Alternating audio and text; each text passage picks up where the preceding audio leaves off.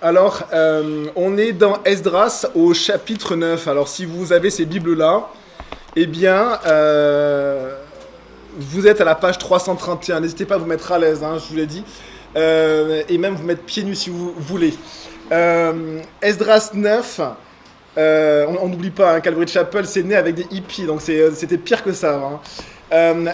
Esdras chapitre 9, on va lire ce chapitre-là, et on va passer au travers. Eh bien, je lis avec vous Esdras chapitre 9. Cela fait, les chefs du peuple se sont approchés de moi en disant: le peuple d'Israël, les prêtres et les Lévites ne se sont pas séparés des populations installées dans la région. Ils imitent leurs pratiques abominables, oui, celles des Cananéens, des Hittites, des Phérésiens, des Jébusiens, des Ammonites, des Moabites, des Égyptiens et des Amoréens. En effet, ils ont pris certaines de leurs filles comme femmes pour eux et pour leurs fils.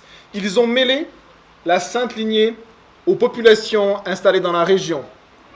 Les chefs et les magistrats ont été les premiers à commettre cet acte d'infidélité. À cette nouvelle, c'est Esdras qui parle. J'ai déchiré mes vêtements et mon manteau. Je me suis arraché les cheveux et la barbe, et je me suis assis accablé. À mes côtés se sont rassemblés tous ceux qui tremblaient devant les paroles prononcées par le Dieu d'Israël contre l'infidélité des exilés. Pour ma part, je suis resté assis accablé jusqu'à l'offrande du soir. Puis, au moment de l'offrande du soir, j'ai abandonné mon attitude d'humiliation. Tout en gardant mes vêtements et mon manteau déchiré, je suis tombé à genoux. J'ai tendu les mains vers l'Éternel et mon Dieu, et j'ai dit: mon Dieu, je suis dans la confusion. J'ai honte, mon Dieu, de lever le visage vers toi, car nos fautes sont nombreuses, au point de nous submerger, et notre culpabilité est si grande qu'elle atteint le ciel. Depuis l'époque de nos ancêtres et jusqu'à aujourd'hui, nous avons été grandement coupables, et c'est à cause de nos fautes que nous avons été livrés, nous, nos rois et nos prêtres, à la domination des rois étrangers, à l'épée, à la déportation, au pillage, à une honte pareille à celle qui couvre aujourd'hui notre visage. Pourtant, l'Éternel notre Dieu vient de nous faire grâce, en nous laissant quelques rescapés, en nous permettant de nous installer dans son saint lieu, en rendant la clarté à notre regard, et en nous redonnant un peu de vie au milieu de notre esclavage. Oui, nous sommes des esclaves, mais notre Dieu ne nous a pas abandonnés dans notre esclavage. Il a manifesté sa bonté en nous attirant la faveur des rois de Perse, en nous redonnant la vie, afin que nous puissions reconstruire son temple et réparer ses ruines, et en nous fournissant un abri sûr en Juda et à Jérusalem. On va s'arrêter là pour la première lecture, et je vous invite à prier. Seigneur, on te remet ta parole, on te demande, Saint-Esprit, que tu puisses agir maintenant.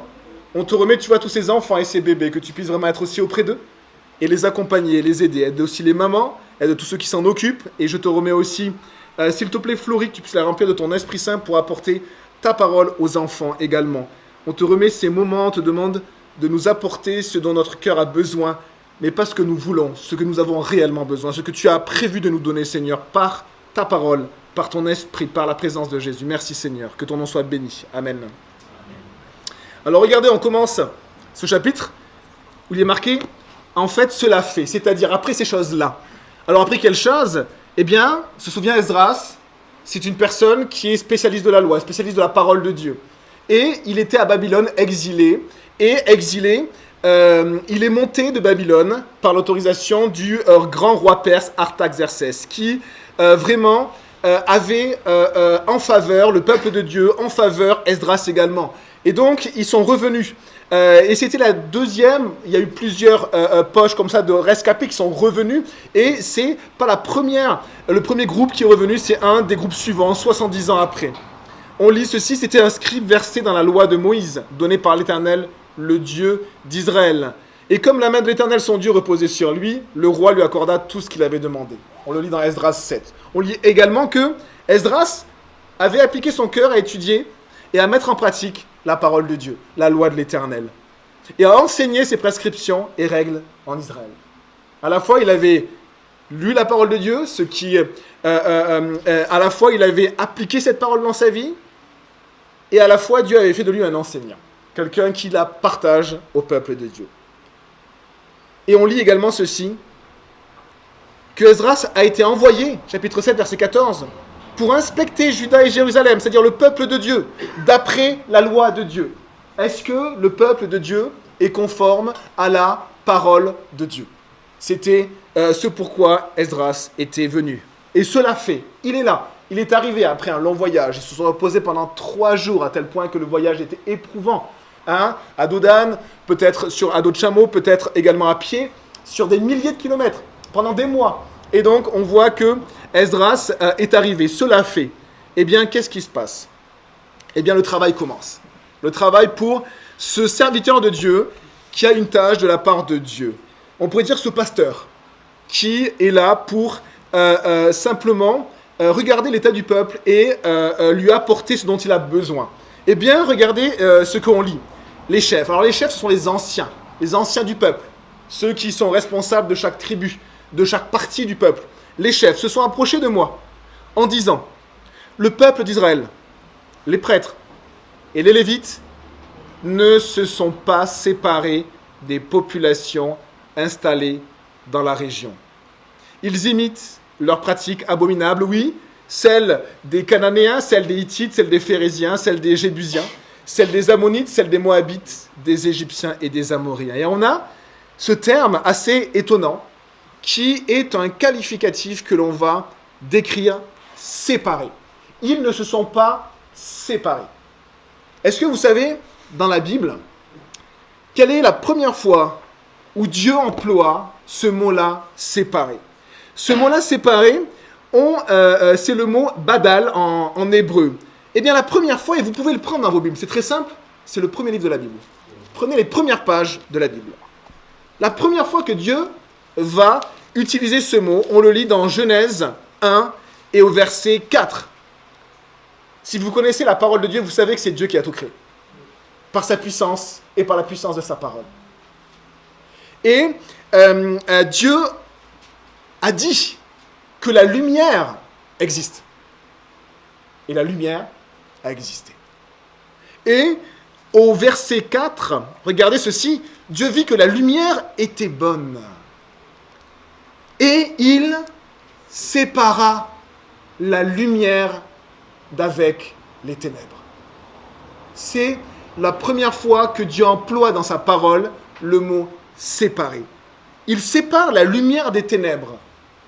Et si Dieu n'avait pas séparé la lumière des ténèbres, eh bien, nous ne pourrions pas vivre correctement. C'est grâce à la lumière qu'il y a la vie sur la terre. C'est grâce à la lumière que nous pouvons vivre et exister, que les plantes peuvent vivre, que les animaux peuvent vivre. Mais regardez la caractéristique de la lumière. Dieu crée la lumière, et en fait, ce qu'il crée a un caractère qui vient de lui.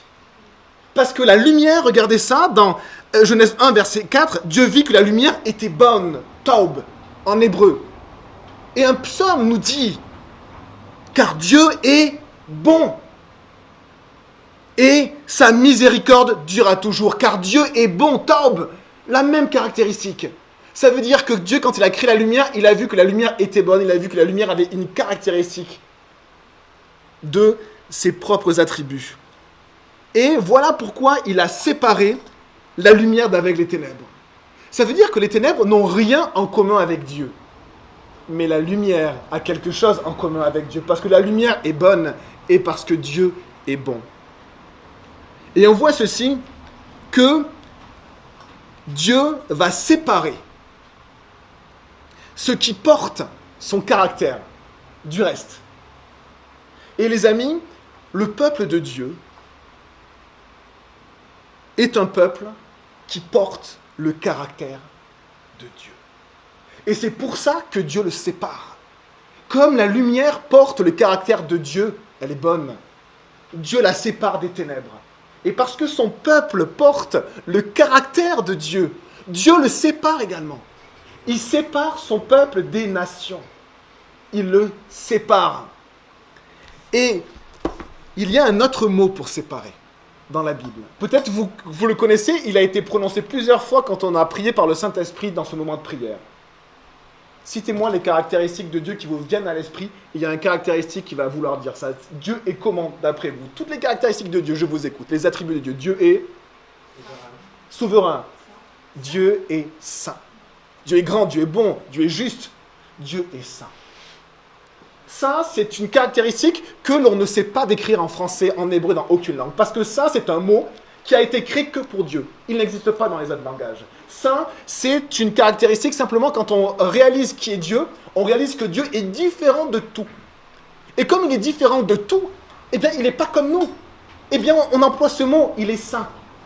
Il est au-dessus, il est à part. Dieu est à part, il est saint. Eh bien, voici ce que Dieu dit de son peuple. Exode 19, verset 6. « Vous serez pour moi, dit Dieu, un royaume de prêtres et une nation sainte. » Une nation qui porte mon caractère. Un peuple séparé.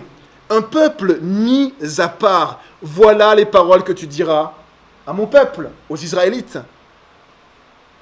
Un autre verset nous dit dans l'Ancien Testament et dans le Nouveau Testament, il y a une continuité dans l'Ancien Testament, dans le Nouveau Testament. Dieu nous dit, il parle à son peuple juif, et maintenant il parle à son peuple également juif, mais aussi l'Église aujourd'hui. Et il dit, soyez saints, car je suis saint. Je n'ai aucune commune mesure avec ce qui existe. Je suis Dieu. Je porte en moi des caractères qui sont à part. Soyez saints comme moi, je suis saint. Alors on voit à quel point Dieu met un niveau d'exigence qui, pour nous, nous semble inaccessible. Comment porter en nous le caractère de Dieu ? Comment avoir le caractère de Dieu? Et on va le voir dans ce chapitre, dans tout le chapitre. On voit que l'homme a un problème parce que l'homme n'est pas saint et que l'homme est pécheur et qu'il transgresse les commandements de Dieu et qu'il est coupable et qu'il porte la culpabilité et qu'il porte aussi la conséquence de ses péchés. Dans la conséquence de ses péchés, il y a beaucoup de souffrance. Les péchés que l'on commet et les péchés qu'on a subis. Beaucoup de souffrance. Et l'homme est constamment en train de subir la conséquence de son péché. Et alors, on est ici où, finalement, les chefs du peuple disent à Esdras, « Esdras, le peuple ne s'est pas séparé. » Et alors, ça peut nous choquer peut-être, mais regardez en fait, ce qui arrive quand on ne se sépare pas. Et on va voir ce que veut dire plus tard séparer pour Jésus lui-même. Eh bien, parce qu'ils ne se sont pas séparés, on regarde séparés de quoi? Ils imitent leurs pratiques abominables. Leur première pratique abominable, d'après vous, quel était le dénominateur commun des Cananéens, des Hittites, des Phérésiens, des Jébusiens, des Ammonites, des Moabites, des Égyptiens, des Amoréens, d'après vous? Ça peut être l'immoralité sexuelle avant cela. L'idolâtrie. L'idolâtrie. Ils étaient idolâtres. Est-ce que vous savez ce que l'apôtre Jean, un apôtre très important, un pilier comme les prophètes de l'Ancien Testament, comme vraiment un pilier, l'apôtre Jean, à un moment donné dans sa lettre, il écrit aux églises. Et à la fin, ça n'a rien à voir avec ce qu'il a écrit. Il dit simplement ceci, il finit en disant, gardez-vous des idoles. Parce que notre cœur est profondément idolâtre. Mais Dieu nous rappelle, il nous dit, vous m'appartenez, on l'a chanté. Tu es mien. C'est-à-dire que Dieu, j'appartiens à Dieu et Dieu est mien. Il y a cette inter-appartenance avec Dieu. Comme dans un couple marié entre un homme et une femme, il y a cette inter-appartenance. Hein? Je t'appartiens et tu es mien. Eh bien, Dieu nous rappelle, soyez saints comme moi, je suis saint. Soyez séparés. Pourquoi? Parce que sinon, regardez ce qui se passe, ils imitent leurs pratiques abominables. Et dans l'idolâtrie, les amis, il y a le péché sexuel. Et dans l'idolâtrie, il y a même le sacrifice d'enfants.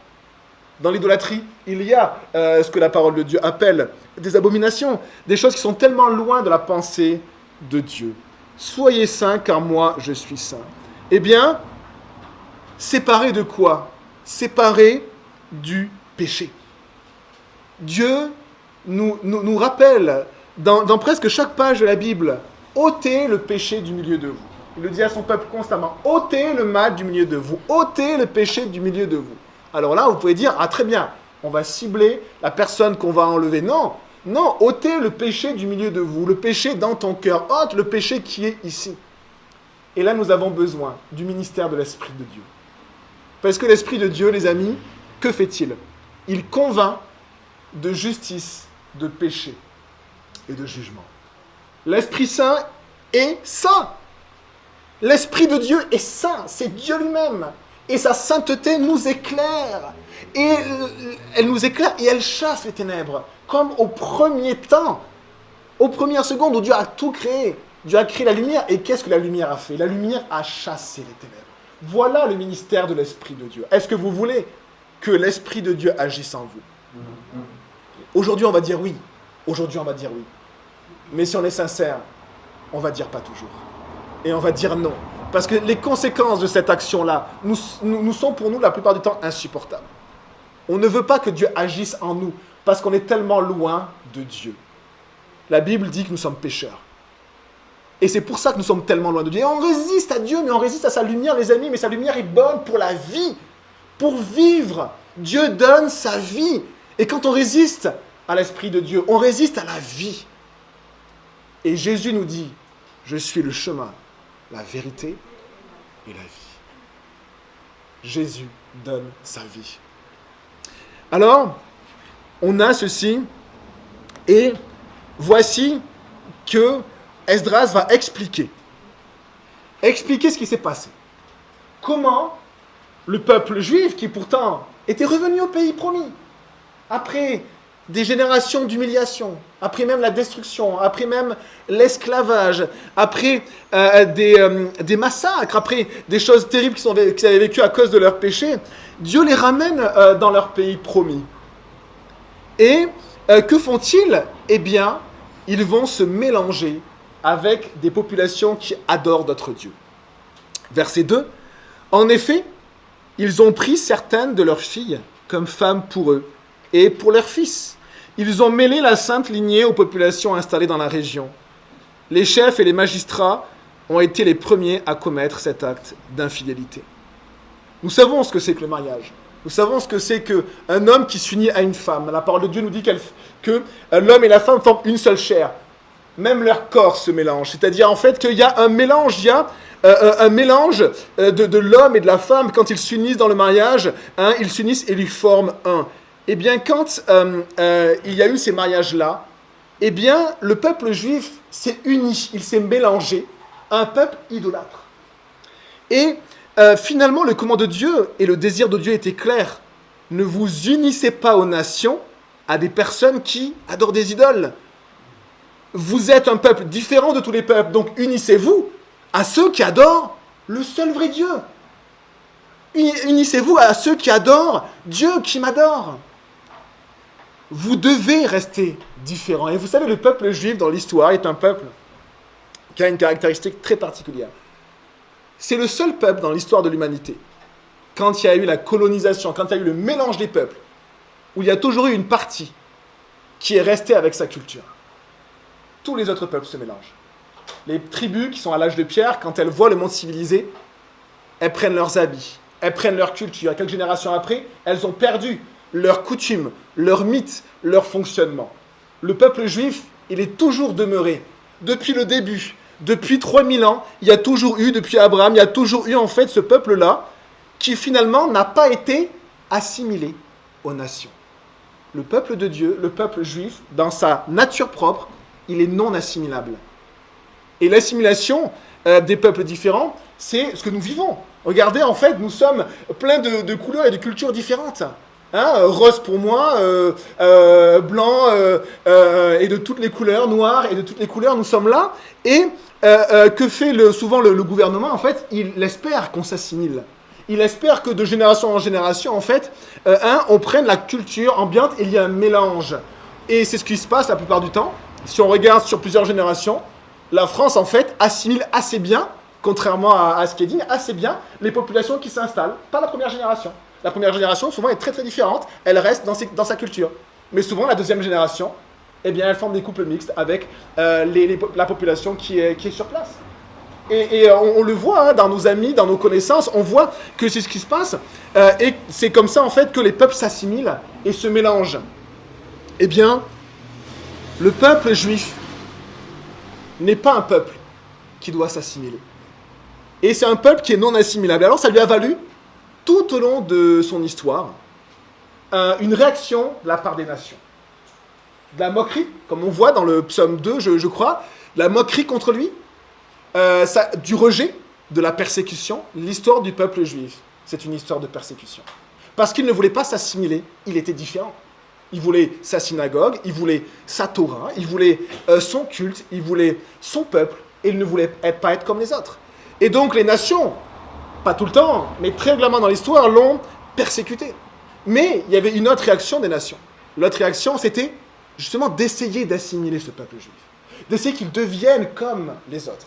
Et on le voit que parfois, le peuple s'est assimilé. Notamment à Babylone, si vous avez lu le livre d'Esther, eh bien Mardochée et Esther sont complètement assimilés, les gens ne savent pas qu'ils sont juifs. Ici également, le peuple commence à s'assimiler avec les nations. Et alors ici, je parle du peuple juif, du peuple avec les promesses qui sont particulières. Hein. Et ce peuple-là, eh bien, Dieu lui avait demandé de ne pas s'assimiler. Hein. Et il lui avait dit ceci dans Deutéronome 7. Il lui avait dit, il avait vraiment dit ceci. Il avait dit, lorsque l'Éternel, ton Dieu, t'aura fait entrer dans le pays que tu vas prendre en possession, et qu'il aura chassé devant toi beaucoup de nations, les Hittites, les Girgasiens, les Amoriens, les Cananéens, c'est à peu près les mêmes peuples que l'on a cités là, les Phérésiens, les Héviens et les Jébusiens. Cette nation plus nombreuse et plus puissante que toi, lorsque l'Éternel, tu les auras livrés, que tu les auras battus, tu les voueras à la destruction, tu ne concluras pas d'alliance avec elles, et tu ne leur feras pas grâce, tu ne contracteras pas de mariage avec ces peuples, tu ne donneras pas tes filles en mariage à leurs fils, et tu ne prendras pas leurs filles comme femmes pour tes fils. Et donc que fait le peuple de Dieu ? Il fait exactement le contraire de ce que Dieu a dit. Et on le voit dans Esdras. Et si vous tournez un peu les pages d'Esdras, après vous avez un autre livre, et je vous invite à me dire quel est le livre qui est après Esdras. Je n'ai pas entendu. C'est Néhémie, Esdras, et après Néhémie. Et bien dans Néhémie, le dernier chapitre, on est à peu près au dernier chapitre de Esdras, au dernier chapitre de Néhémie, il se passe exactement le même problème. C'est-à-dire que des années après, une 15 ou 20 ans après, le problème n'est toujours pas réglé. Ça veut dire que c'est un problème profond chez le peuple de Dieu, où il y a un enseignement particulier pour l'Ancien Testament, pour les Juifs notamment, mais il y a aussi un enseignement pour le peuple de Dieu et pour l'Église aujourd'hui. C'est que le peuple de Dieu, malheureusement, a du mal à se séparer des nations. Il a du mal à être différent. Et naturellement, il s'assimile. Et ça veut dire quoi s'assimiler ? Ça veut dire avoir le même comportement, la même culture, les mêmes pensées, les mêmes actions. Et vous le savez très bien, je suis prof de collège, moi je vois très bien que même les enfants de chrétiens s'assimilent très rapidement aux non-chrétiens dans leur comportement. Moi j'ai vécu le collège et c'est ce qui se passait aussi. On imite les autres. Et vous avez tous un travail, vous vivez tous dans un univers particulier et c'est pareil pour vous. On s'assimile petit à petit, finalement on prend les pensées des nations, on prend le comportement des nations, on prend même, finalement, on nous incite à agir comme les nations. Et finalement, petit à petit, eh bien on n'est plus juste un chrétien, on est mélangé. On est mélangé. Alors regardons ce que Jésus dit pour le peuple de Dieu aujourd'hui. Il dit ceci dans Jean chapitre 17. Si vous aimez tourner dans vos Bibles, je vous laisse tourner Jean chapitre 17. Jean chapitre 17, c'est au verset 15.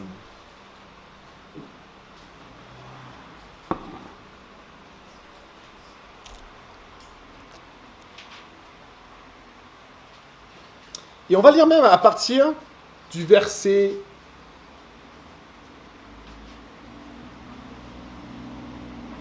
On peut même lire à partir du verset 11. Jésus prie pour son peuple. Jésus prie pour les croyants et les futurs croyants, les disciples de Jésus qui vont souffrir pour son nom. Il dit ceci. Désormais, je ne suis plus dans le monde parce que Jésus va mourir et après il va être élevé au ciel. Mais eux, ils sont dans le monde. Tandis que je vais vers toi, Père saint, la qualité de Dieu, saint, l'attribut de Dieu, garde-les en ton nom, ce nom que tu m'as donné, afin qu'ils soient un comme nous. Lorsque j'étais avec eux dans le monde, je les gardais en ton nom, j'ai protégé ceux que tu m'as donnés et aucun d'eux ne s'est perdu, à part le fils de perdition, afin que l'écriture soit accomplie, parle de Judas. Maintenant, Je vais vers toi et je dis ces paroles dans le monde afin qu'ils aient en eux ma joie, une joie complète. Alors c'est très étonnant parce que Jésus, quand il est venu pour son peuple, mais il est venu aussi pour le monde entier. Et donc on vient de dire que le peuple de Dieu devait se séparer, ne devait pas se mélanger.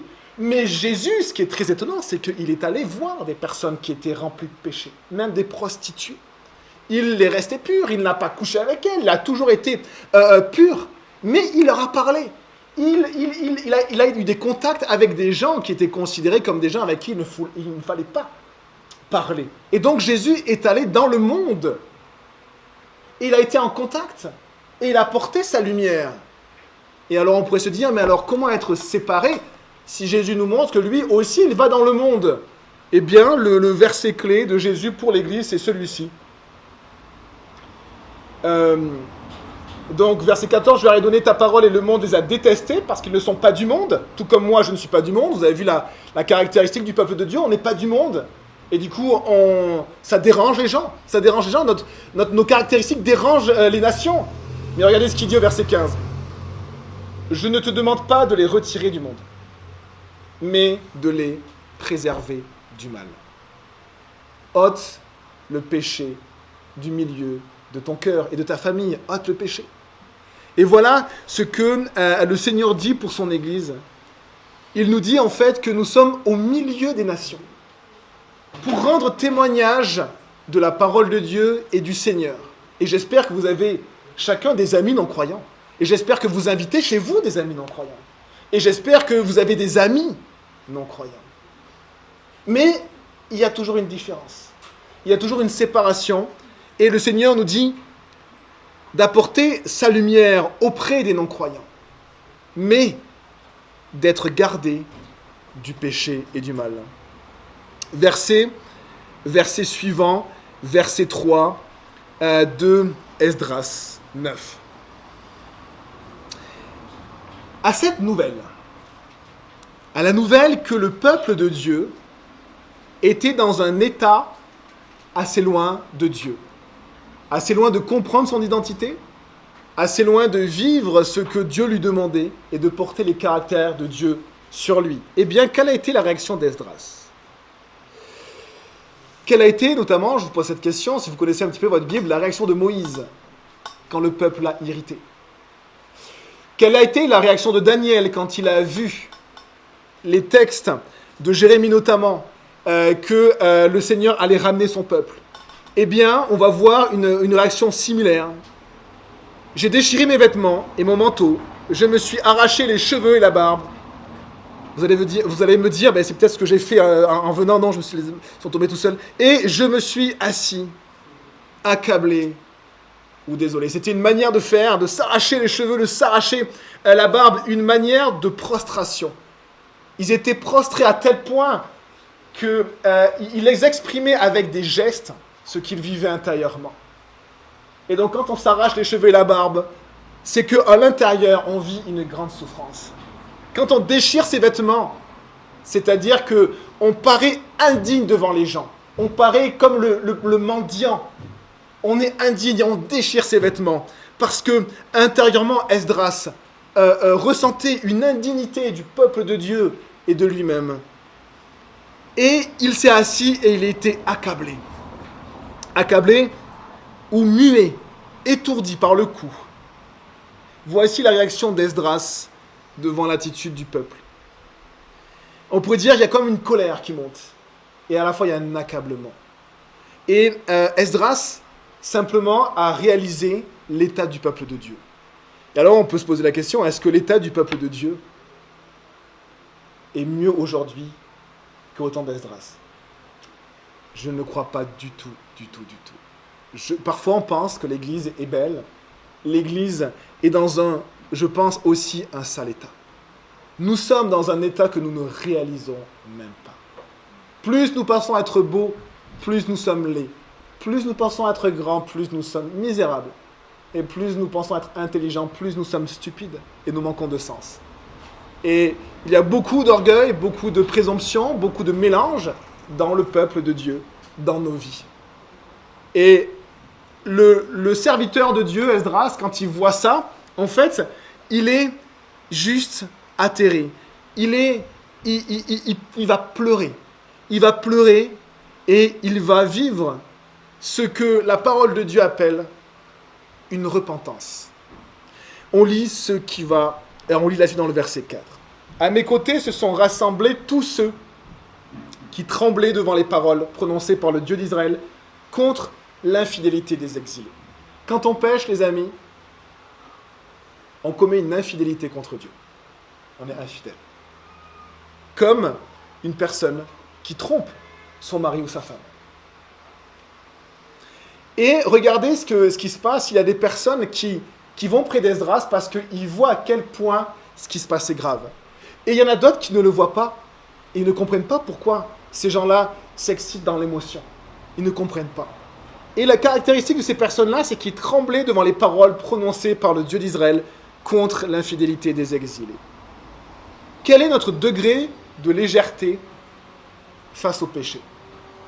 Quel est notre degré de légèreté face parfois à nos vies, où nous faisons nos choix loin de Dieu, et nous nous justifions. Nous avons chacun nos prétextes. Et c'est tellement facile de se justifier, parce que le monde va nous justifier à notre place. Hein? C'est normal pour le monde de vivre une vie de péché. C'est la manière dont on est enseigné constamment. Et Dieu nous rappelle, mais vous n'êtes pas comme ce monde et ces nations. Vous êtes différents, vous êtes saints, comme moi je suis saint. Soyez saints, comme moi je suis saint.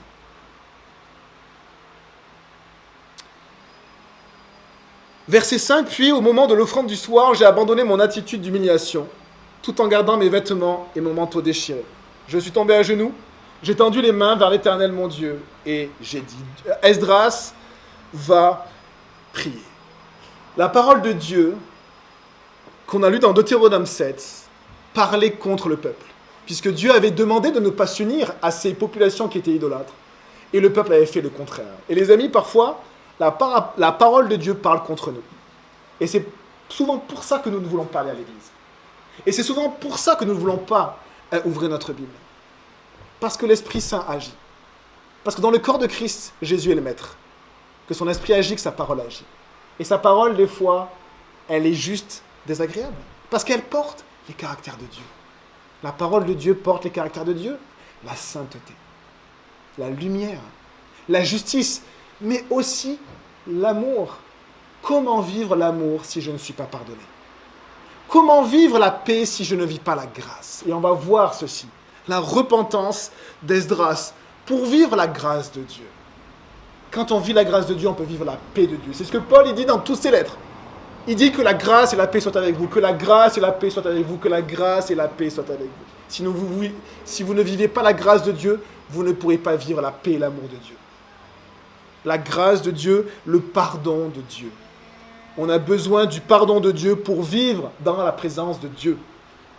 Et alors, regardez, la parole même nous dit qu'un jour, à la fin des temps, on n'y est peut-être pas très loin, la parole de Dieu sera tellement insupportable pour les hommes qu'ils ne voudront plus l'écouter, que ça soit hors de l'église, c'est déjà le cas, et que ça soit dans l'église. De Timothée 4, verset 3, en effet, un temps viendra où les hommes ne supporteront pas la saine doctrine, la parole de Dieu. Au contraire, ayant la démangeaison d'entendre des choses agréables, ils se donneront une foule d'enseignants, conformes à leurs propres désirs. Est-ce que vous voulez entendre ce que vous voulez entendre? Ou est-ce que vous voulez entendre ce que vous avez besoin d'entendre? Quand vous éduquez vos enfants, eh bien, vous ne leur donnez pas ce qu'ils veulent. Sinon, vous éduquez mal vos enfants, de temps en temps, mais pas tout le temps. Si vous donnez toujours à vos enfants ce qu'ils veulent, vous les éduquez mal. Vous leur donnez ce dont ils ont besoin. C'est ça, un père et une mère. Vous donnez à votre fils et à votre fille ce qu'ils ont besoin, pas ce qu'ils veulent. Dieu fait pareil avec nous. Et Dieu nous donne ce dont nous avons besoin parce que nous voulons. Mais nous allons rechercher ceux qui vont nous dire ce qu'on veut. Et c'est très simple pour entendre ce qu'on veut. Mais il suffit d'écouter, d'allumer un écran, il suffit d'aller à l'école, il suffit de parler à ses voisins. On va nous dire ce que l'on veut. Ou alors il y a une autre parole qui est diamétralement opposée, intrinsèquement opposée par nature, c'est la parole de Dieu. qui va nous parler d'une autre manière et qui va nous dire ce dont nous avons besoin d'entendre. Et alors je vous invite à ne pas résister, à ne plus résister à la parole de Dieu. Et à faire confiance que Dieu sait ce qu'il fait et qu'il vous a créé et qu'il veut vous guérir de l'intérieur. La grâce et la paix. Dieu est un papa, on l'a dit dimanche dernier, Dieu est un père qui veut vous guérir, qui veut guérir ton cœur. Mais pour qu'il te guérisse, tu as besoin d'être pardonné. Tu as besoin d'être pardonné, de réaliser que tu es pécheur. Et ça, tu ne veux pas.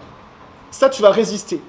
Là, tu vas blasphémer. Là, tu vas devenir en colère. Tu vas être contre. Mais le jour où tu vas plier le genou devant le maître, le jour où tu vas t'écrouler comme Esdras s'est écroulé, le jour où tu vas déchirer tes vêtements, on pourrait dire déchirer ton cœur, ce jour-là où tu vas dire pardon à Dieu parce que je suis pécheur, parce que mon cœur est noir, parce que je suis mauvais, eh bien là, tu vas vivre la paix de Dieu. Tu vas vivre la guérison de l'Esprit de Dieu. Et tu vas devenir un enfant de Dieu. Et tu le sauras. Pourquoi ? Parce que Dieu va te remplir de son esprit. Et tu vas être rempli de Dieu lui-même. Rempli de Dieu. Cette parole porte les caractères de Dieu. Dieu est saint. Cette parole est sainte. Dieu est bon. Cette parole est bonne. Dieu donne la vie. Cette parole donne la vie, les amis. Et nous avons besoin de la mettre au centre de nos vies. Et toujours au centre de notre Église.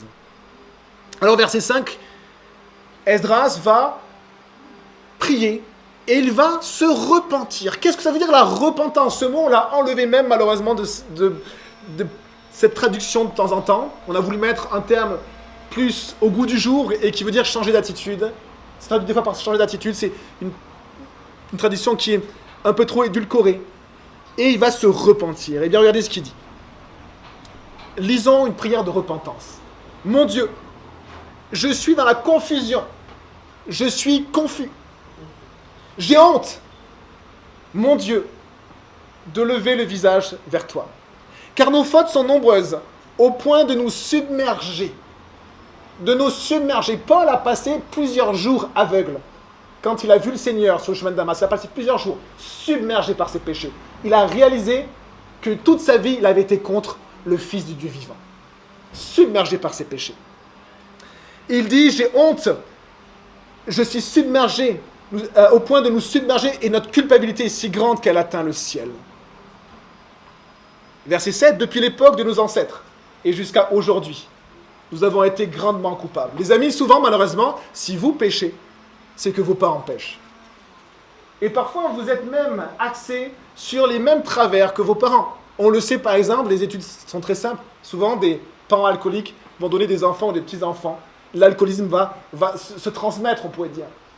Et le péché est là, et le péché même s'enseigne. Et le péché même déforme nos vies, mais déforme même la vie de nos enfants. Nous avons l'immoralité sexuelle, et nos enfants, en fait, tombent dans l'immoralité sexuelle ou la déformation sexuelle, et on se demande pourquoi, mais le péché est dans mon cœur. Et on a ici ce péché qui est là et qui nous déforme profondément. Et regardez ce que Esdras dit. Nous avons été grandement coupables, c'est à cause de nos fautes que nous avons été livrés, nous, nos rois, nos prêtres, à la domination des rois étrangers, à l'épée, à la déportation, au pillage, à une honte pareille à celle qui couvre aujourd'hui notre visage. Le péché amène la honte. Le péché amène la honte. Parfois, je suis honteux et en fait, ça vient de mon péché. Et regardez ce qui se passe. C'est que le péché les a amenés à devenir esclaves. Esclaves des nations. Esclaves de ce qu'on nous dit. Esclaves à terre. Et quelle était la situation du peuple juif en Égypte ? Quelle était la situation du peuple juif en Égypte ? Je vous pose la question. Il était esclave. Et qu'est-ce qu'a fait Dieu ? Il a libéré. Qu'est-ce que fait le peuple après avoir été libéré ? Il redevient esclave. Il redevient esclave. Et c'est malheureusement dans nos cœurs, en tant que croyants, ce que nous avons tendance à faire régulièrement. Nous avons tendance à redevenir esclaves constamment. Et donc nous avons besoin d'un renouvellement quotidien. La parole de Dieu nous dit renouvellement de l'intelligence, renouvellement par le Saint-Esprit, renouvellement, le lavage d'eau par la parole. J'espère que vous vous douchez de temps en temps dans votre vie, je ne peux pas savoir, mais j'espère que vous vous douchez. Eh bien, la parole de Dieu, en fait, quand on la lit, c'est comme une douche. On se lave, elle nous lave de l'intérieur. le lavage d'eau par la parole. Nous avons besoin d'être renouvelés, parce que sinon, nous redevenons esclaves. Alors que nous sommes un peuple différent des nations, séparés. Verset 8, pourtant, l'Éternel, notre Dieu, vient de nous faire grâce. On se souvient de ce qu'il a fait. Il a même utilisé des rois puissants, les plus grands rois de la terre, pour bénir son peuple, pour le ramener dans sa terre, pour qu'il puisse reconstruire son temple. Dieu a fait des choses extraordinaires. Et il vient de nous faire grâce en nous laissant quelques rescapés, en nous permettant de nous installer dans son saint lieu, en rendant la clarté à notre regard et en nous redonnant un peu de vie au milieu de notre esclavage. Et là, qu'est-ce que dit Esdras? Pourtant, Dieu est un Dieu de grâce. Dieu est un Dieu de grâce. Dieu, vous savez, quel est le qualificatif? Quand une personne est dans la misère, dans la saleté, c'est-à-dire quand il y avait un SDF qui dormait les dernières semaines juste à côté de notre église. C'était tellement humiliant de le voir comme ça. Il ne voulait pas d'aide. On avait même du mal à aller le voir parce que c'est difficile d'aller vers ces personnes-là qui sont tellement dans l'indignité, dans la saleté la plus totale que même nous, on a du mal à éprouver ce que Dieu éprouve en nous voyant. Quand quelqu'un est dans la misère et qu'on vient lui tendre la main, c'est la miséricorde. La miséricorde. Et la parole de Dieu nous dit que Dieu est celui qui se souvient de nous quand nous sommes humiliés.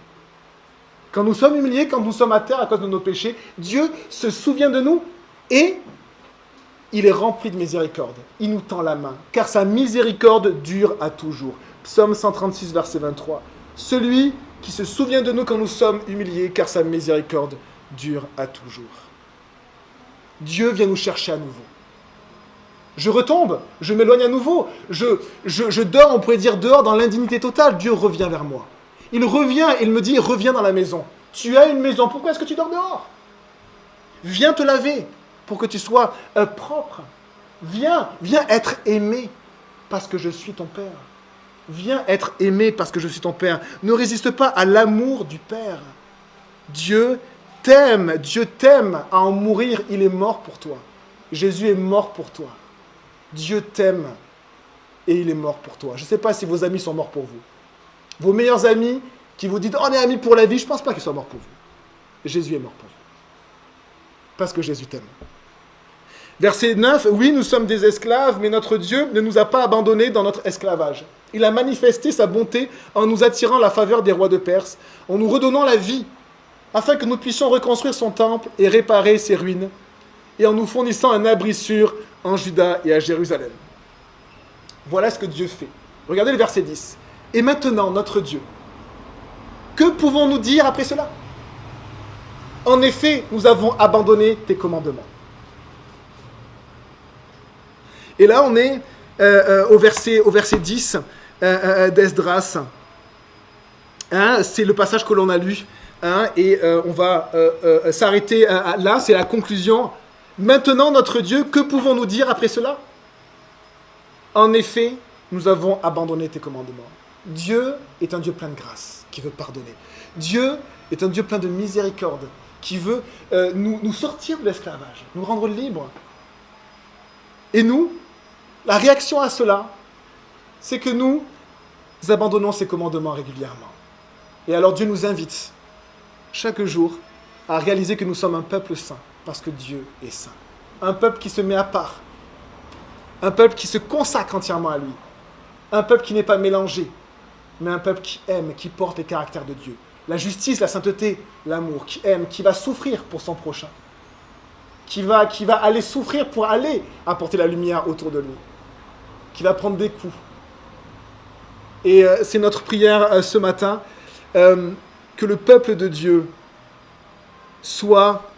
ait les caractéristiques de Dieu. Je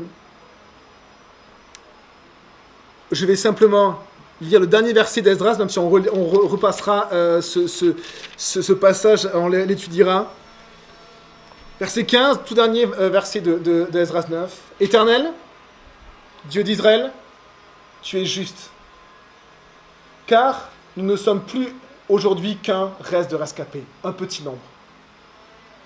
Nous voici devant toi, avec notre culpabilité, alors que nous ne devrions pas pouvoir nous tenir ainsi devant toi. » Judas, il s'est senti coupable quand il a trahi son maître. Mais sa culpabilité ne l'a pas amené à la repentance. Il savait que ce qu'il avait fait était mauvais, mais il ne voulait pas changer son cœur. Et donc il s'est pendu. La culpabilité peut même amener au suicide. Pierre a fait la même chose que Judas. La pire des choses, il a dit à tous ceux qui venaient le voir qu'il ne connaissait absolument pas Jésus, qui était en train d'être jugé à quelques dizaines de mètres de lui. Pierre a réalisé son péché, mais ça l'a amené à la repentance. Il a réalisé qu'il avait besoin d'être pardonné par Dieu. Et Jésus nous dit ceci, si on réalise notre besoin, Dieu y répond. Dieu pardonne aujourd'hui. Alors on va prier ceci maintenant, et on va prier que le Seigneur nous pardonne, et je vous invite à prier avec moi. Seigneur Jésus, merci. Merci parce que tu réunis, Seigneur, toutes les personnes qui sont ici, c'est toi qui les amènes. Et tu ne veux pas leur taper dessus. Tu veux leur dire quel est l'état de leur cœur. Pourquoi ? Pour ne pas leur mentir. Le monde nous ment, le monde nous dit que nous sommes bons, le monde nous dit que nous progressons, le monde nous dit que nous évoluons, c'est faux. La situation du monde est catastrophique, la situation de nos familles est catastrophique, la situation de nos enfants est catastrophique, Seigneur. Parce que nous sommes pécheurs et le monde nous dit non, vous êtes bons. C'est faux, c'est faux. Seigneur, tu nous dis la vérité. Et tu ne nous tapes pas, tu nous dis juste la vérité et nous ne voulons pas l'entendre. Nous avons besoin de changer, nous avons besoin d'être pardonnés par notre Dieu, celui qui nous a créés. Père, nous venons près de toi et nous te demandons, s'il te plaît, de pardonner nos péchés, Seigneur.